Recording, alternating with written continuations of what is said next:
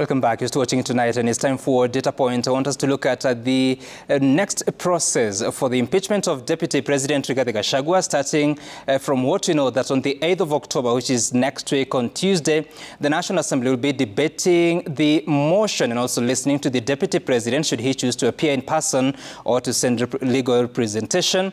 A two-third majority of the House is required to pass that motion, which is a number of 233, and then the Speaker of the National Assembly, should that motion be endorsed, has 2 days to submit that communication to the Speaker of the Senate, and then once the motion gets to the Senate Speaker will convene the Senate within 7 days to consider that motion. Remember, the move of the motion is the Member of Parliament for Kibwezi West, Mwengi Mutuse. He will also be required to move that motion, or rather to be the one to make the case for the motion at the Senate. Then the Senate will hear the charges against the Deputy President, and the Senate may opt to appoint an 11-member committee that is going to investigate that matter. So that 11-member committee will be required to investigate the matter, to report to the Senate within 10 days, and the DP can appear by itself or through representation. So should that committee of 11 be appointed and required to do that, then by majority of 6, they can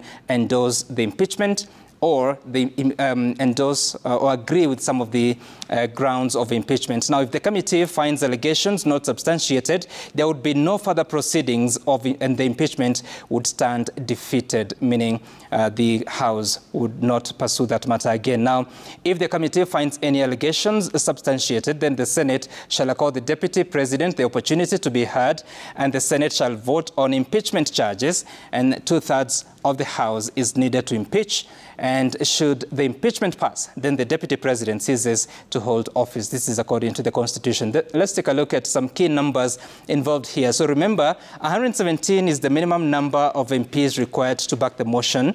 When it was tabled by the Member of Parliament for Kibwezi West on Tuesday, he said that he had 291 signatures. Now, 233 would be required to endorse that impeachment of the National Assembly. If an 11-member committee is formed at the Senate, then 6 would be sufficient to confirm some of those charges, and then the Senate would have to make a decision where 45 senators would be required to impeach the Deputy President. That is 2/3 majority. But were the Deputy President to survive the impeachment at the Senate, he needs at least 23 senators, meaning more than 1/3, and therefore means that the House would not meet the 2/3 required. Now, the Deputy President has options. He may choose to face his accusers, or he may choose to resign. If he faces the accusers, he can either defeat the impeachment motion or get impeached. And if he's impeached, he may appeal that decision at the High Court, and thereafter go to the Court of Appeal, thereafter go to the Supreme Court until final determination. But if he resigns, these are some of the scenarios when he can resign. He could resign before the National Assembly considers the motion. Of course, tomorrow, you know, there's public participation across the 47 counties involving the 290 constituencies. The House will be considering it on Tuesday. He may choose to resign before then, or should the House vote to impeach the Deputy President, he can resign within that time before getting to the Senate. Once the motion gets to the Senate, he has no chance of resigning.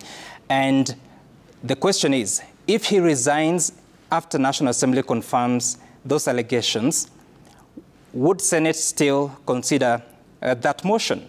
It is arguable. Some may say that it is the process of the Constitution, but then again others say that while at the Senate, you do not have the Deputy President in office, therefore you cannot go ahead to consider that impeachment. Now, the consequences are that should he be impeached, he may never run for political office, he may never hold any public office, and his political career would have ended, and he would also lose retirement benefits as contained in law that provides for retirement benefits of a former deputy president or a retired deputy president.